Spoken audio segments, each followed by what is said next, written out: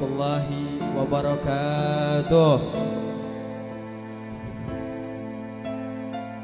Bismillah walhamdulillah wassalatu wassalamu ala sayyidi rasulillah sayyidina Muhammad bin Abdullah wa ala alihi wa sahbihi wa man walah, la hawla wa la quwwata illa billah.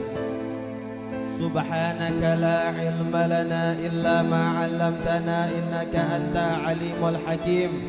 Farabbi syrah li sadri, amin, wa yassirli amri. Ya kan, segenap para habaib, para asatidah, para tokoh masyarakat, terkhusus yang sama-sama kita hormati, guru kita bersama Khadim Majlis Syababul Khair atau presiden daripada Syababul Khair, guru kita bersama Al-Fadil, Al-Mukarram, Al-Habib Mahdi bin Hamzah As-Segaf.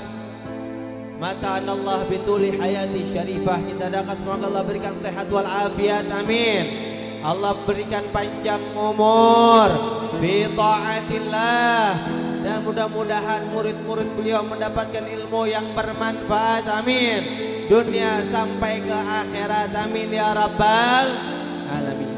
Dan juga yang sama kita hormati guru kita bersama Al-Habib Alwi bin Muhammad Al-Attas bin Ahmad Al-Attas, mata'anallah bituli hayati syarifah, ya, selaku Khadim Majlis Darul Farah. Ya, kita doakan semoga Allah berikan sehat wal afiat. Umatku ini adalah umat yang dimanja sama Allah, yang dimanja sama Allah. Kita bayangin hadirin, kita tanpa meminta, kita tanpa memohon, kita tanpa berharap, tapi Allah jadikan kita sebagai umatnya Nabi Muhammad, umat yang paling besar fadilahnya, umat yang paling utama fadilahnya.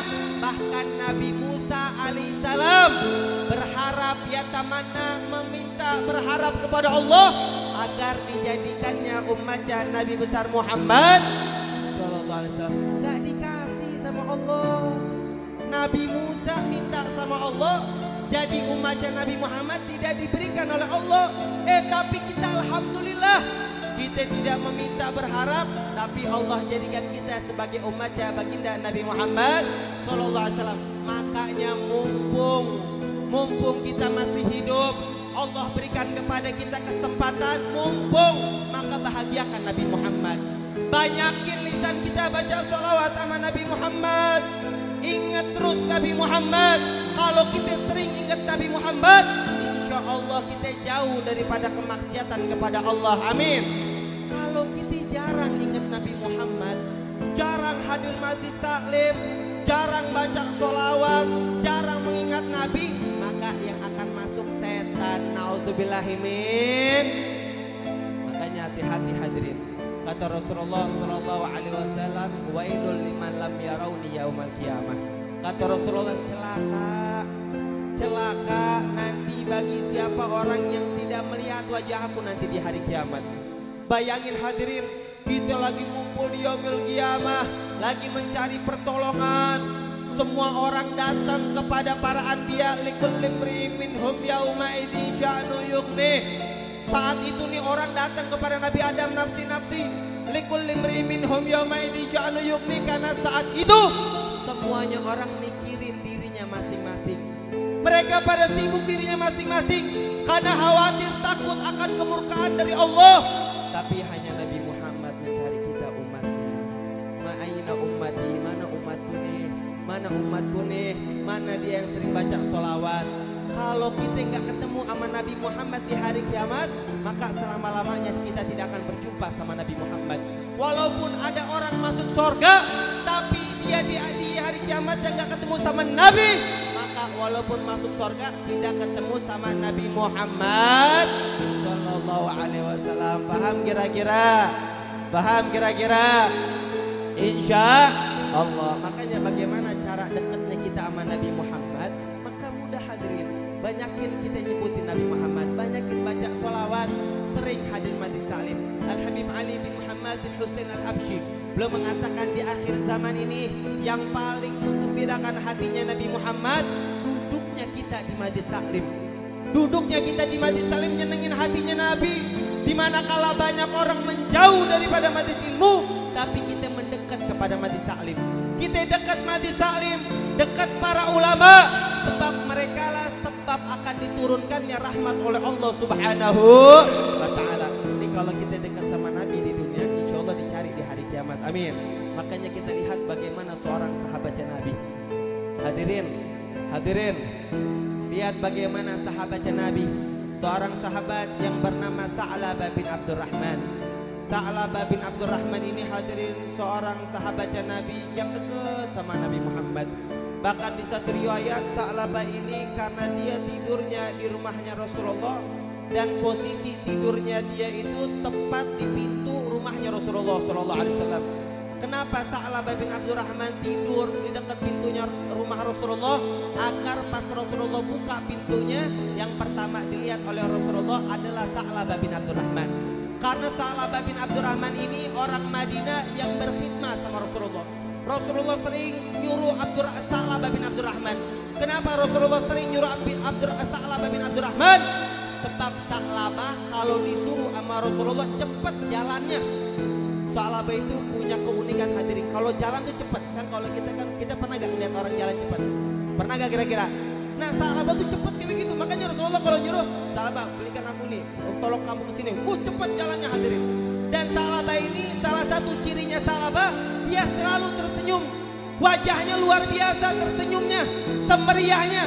Sebab setiap hari dia pandang Rasulullah sallallahu alaihi wasallam. Suatu hari Rasulullah nyuruh Sa'labah, "Wahai Sa'labah, engkau datang ke rumah seseorang, ambilkan aku sesuatu." Maka Sa'labah disuruh sama Rasulullah seperti biasa, langsung jalan, langsung jalan Sa'labah bin Abdurrahman ini. Datang ke ganggang, lewat ganggang daripada kota Madinah. Sampailah tatkala dia masuk lewatin ganggang di kota Madinah, ternyata di saat itu ada badai angin yang begitu kencang. Subhanallah, anginnya ini saking kencangnya akhirnya membuat pintu rumah orang yang di kampung tersebut terbuka. Sebab pintunya itu tidak terbuat dari bahan yang tebal tapi yang tipis. Sehingga karena anginnya itu kencang terbuka rumahnya. Tidak sampai di situ, ternyata anginnya masuk ke dalam sampai terbuka pintu kamar mandi orang rumah tersebut. Sehingga pas dibuka ternyata di dalamnya ada seorang wanita yang sedang mandi. Sehingga Sa'labah ini tidak sengaja dia memandangnya. Setelah dia memandangnya, dia palingkan wajahnya. Dia ucapkan, "Astagfirullahaladzim, ya Allah. Saya tidak sengaja ya Allah, mata ini telah memandang sesuatu yang haram. Ya Allah, saya takut ya Allah. Dengan mata ini yang karena memandang sesuatu yang tidak sengaja, Engkau akan adab kepada saya ya Allah." Sa'labah seketika hadirin menyesal, menangis, istighfar, bertobat, minta ampun kepada Allah. Pandangan yang haram yang dilihat oleh Sa'labah dengan tidak sengaja, tapi menyebabkan dia meminta ampun sampai tangisan luar biasa. Sampai Sa'labah ini saking malunya mata telah memandang sesuatu yang telah haram, Sa'labah kabur dari Rasulullah. Sa'labah lari daripada Rasulullah. Sa'labah nggak mau lagi kembali kepada Rasulullah. Kenapa Sa'labah nggak mau pulang kepada Rasulullah? Sa'labah mengatakan, "Ya Allah, ini mata telah haram, memandang yang haram, wajah ini telah memandang sesuatu yang haram, maka saya malu mata ini untuk memandang wajah indahnya baginda Nabi Muhammad." Sehingga Sa'labah kabur hilang. Rasulullah mencari. Setiap Rasulullah mau sholat ditanya, "Aina Sa'labah bin Abdurrahman?" Mana Sa'labah bin Abdurrahman? Saya rindu kepadanya, saya kangen kepadanya. Sampai sehari, 2 hari, 3 hari, bahkan sampai seminggu dicari tidak pulang Sa'labah. Akhirnya Rasulullah memerintahkan sahabat Sayyidina Umar bin Khattab dan sahabat Salman Al-Farisi, "Wahai sahabatku, kau cari Sa'labah sampai ketemu," kata Rasulullah. Akhirnya Sayyidina Umar dan Salman Al-Farisi ini mencari, yaitu Sa'labah bin Abdurrahman. Di udek-udek itu namanya kota Madinah, dicari ke perdesaan, ternyata tidak ketemu. Sampai dicari di setiap ada orang kabilah lewat, ditanya, "Apakah kau kenal dengan Sa'labah?" Tidak kenal. Sampai suatu hari sahabat Sayyidina Umar bin Khattab, dia ketemu sama seorang pengembala kambing. Ditanya pengembala kambing itu, "Hai fulan, kau kenal gak sama Sa'labah bin Abdurrahman? Engkau lihat Sa'labah bin Abdurrahman?" "Oh, saya tidak kenal." Akhirnya disebutin ciri-cirinya. Dia kalau jalan cepat, wajahnya senyum terus, wajahnya semeriah terus. "Engkau lihat?" Akhirnya kata ini orang mengatakan, "Saya tidak pernah melihat ciri-ciri orang tersebut. Tapi setiap hari sebelum matahari terbit, sebelum matahari terbenam, ada seorang pemuda yang datang dari atas gunung sana. Dia datang menghampiriku, dia meminta air susu kambingku, dan aku berikan. Dan aku lihat wajahnya sangat tangisan yang luar biasa yang keluar dari air matanya. Bahkan saking seringnya dia menangis, saya melihat bekas air mata di pipinya. Sehingga kalau engkau ciri-cirikan wajah yang tersenyum, itu bukan orang yang tersenyum. Sehingga kata Sayyidina Umar bin Khattab, berarti itu bukan Sa'labah itu, karena Sa'labah selalu ceria. Tapi kata sahabat Salman Al-Farisi, wahai Umar, sebaiknya kita tunggu, kita lihat betul apakah agak ini Sa'labah. Sehingga sahabat Sayyidina Umar dan Salman Al-Farisi, dia ngumpet di belakang batu. Sebab kata ini pengembala, kalau ada orang dia nggak mau turun dari gunung tersebut. Akhirnya dilihat, dipantau sama sahabat Umar bin Khattab. Tatkala matahari akan terbenam, maka benar turun anak muda, umurnya kurang lebih 15 tahun sampai 16 tahun. Dia turun, dilihatin nama Sayyidina Umar, tambah dekat dilihat, pas ternyata setelah dilihat, betul itu adalah Sa'labah bin Abdurrahman. Setelah itu sahabat Umar bin Khattab keluar dari persebuahannya, ditangkap Sa'labah. Sa'labah kaget, ya Umar, kenapa engkau ada di sini wahai Umar? Kata Sayyidina Umar bin Khattab, ya Sa'labah, ketahuilah Rasulullah setiap hari mencari engkau. Rasulullah akan salat mencari engkau. Setiap hari Rasulullah mencari engkau wahai Sa'labah. Engkau dicari sama kekasihmu Rasulullah. Sa'labah sambil menangis, wahai Umar, saya malu akan ketemu sama Rasulullah. Kenapa wahai Sa'labah? Ini saya Sa'labah menangis terus hadirin. Bahkan di satu riwayat badannya makin kurus. Karena badannya kurus dan saat itu juga makin kurus. Antum tahu hadirin berapa lama Sa'labah ngumpet di atas gunung? 40 hari hadirin. Tidak makan, tidak minum kecuali air susu daripada kambing tersebut. Karena penyesalan yang dia pandang dengan sesuatu yang tidak sengaja. Sehingga Sa'labah dilihat oleh Sayyidina Umar, wahai Sa'labah, kau dicarikan oleh Rasulullah. Akhirnya Sa'labah pas dibawa Sayyidina Umar ternyata makin lemas badannya. Akhirnya tidak jadi kembali ke rumah Rasulullah. Akhirnya dipulangkan ke rumah orang tuanya. Pas sampai di saat itu Sayyidina Umar datang kepada Rasulullah. Ya Rasulullah, Sa'labah sudah kami jumpai. Bagaimana keadaannya Sa'labah? Kata Rasulullah. Ini Rasulullah kangen. Kata daripada Sayyidina Umar, wahai Rasulullah, badannya makin kurus dan saya pun tidak tahu apa yang terjadi sehingga dia menangis terus. Akhirnya Rasulullah, kata Sayyidina Umar, ya Rasulullah, apakah aku ingin bawa Sa'labah datang ke rumahmu ya Rasulullah? Tidak, kata Rasulullah, saya yang datang ke rumahnya Sa'labah. Sehingga Rasulullah datang ke rumah Sa'labah, dilihat ternyata Sa'labah histeris menangis. Kemudian nama Rasulullah dipeluk, ditaruh di pangkuannya Rasulullah, dan Sa'labah tidak mau. Sa'labah menggelincirkan kepalanya ke atas tanah. Ditaikin lagi sama Rasulullah ke pangkuan Rasulullah, tidak mau ditanya sama Rasulullah, ya Sa'labah, apa sebenarnya terjadi wahai Sa'labah? Kenapa engkau tidak mau denganku ya Sa'labah? Kata Sa'labah, ya Rasulullah, wajah ini telah ada sesuatu yang telah memandang sesuatu yang telah diharamkan oleh Allah. Aku takut Allah murka kepadaku ya Allah ya Rasulullah, dan aku takut engkau tidak ridha kepadaku ya Rasulullah, karena aku telah memandang sesuatu yang haram dan aku tidak sengaja memandangnya. Tapi tatkala itu Sa'labah padahal tidak sengaja tapi memiliki penyesalan yang luar biasa. Sehingga kata Rasulullah, kemudian apa yang kau inginkan wahai Sa'labah? Ya Rasulullah, saya menginginkan Allah ridho kepada saya. Allah maafkan kesalahan saya dan engkau ya Rasulullah ridho kepada saya. Sehingga kata Rasulullah, wahai Sa'labah, sebab penyesalan engkau telah membuat sesuatu yang haram dan engkau tidak sengaja dan engkau menyesal, maka saat ini Allah telah ngampuni dosamu seluruhnya, kata Rasulullah sallallahu alaihi wasallam. Kemudian kata Sa'labah, kata Rasulullah, wahai Sa'labah, engkau tahu apa yang kau inginkan selanjutnya? Aku ingin kau ridho ya Rasulullah kepadaku. Kata Rasulullah, aku ridho kepadamu wahai Sa'labah. Sa'labah senang, gembira, luar biasa hadirin. Sampai Sa'labah mengatakan kepada Rasulullah, ya Rasulullah, kok badan aku seperti kesemutan ya Rasulullah, kaki aku kok berasa kesemutan. Sampai di akhir hayat wahai Sa'labah. Sehingga Sa'labah akhirnya dia mengucapkan la ilaha illallah sampai meninggal dunia di pangkuannya Rasulullah.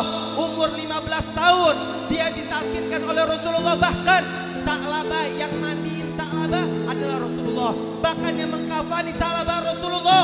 Bahkan yang membawa ke dalam makamnya Sa'labah adalah baginda Nabi besar Muhammad.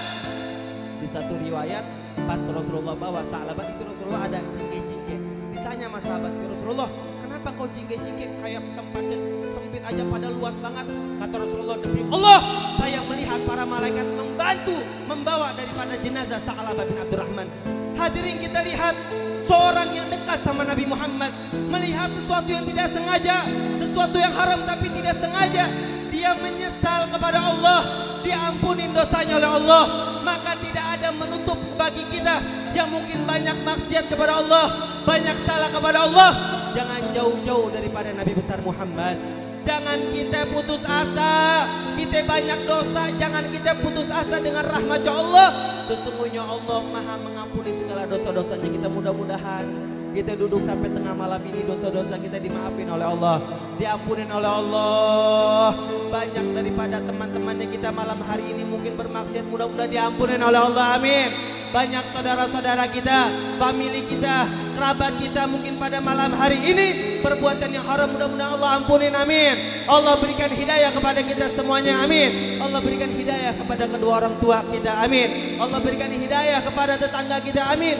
Dan mudah-mudahan tidak kita keluar dari tempat yang mulia ini kecuali Allah wafatkan kita dalam keadaan husnul khatimah, amin ya rabbal. Mungkin ini yang bisa Al-Fakir sampaikan, kurang lebih Al-Fakir mohon maaf. Billahi taufiq. Wassalamualaikum warahmatullahi wabarakatuh.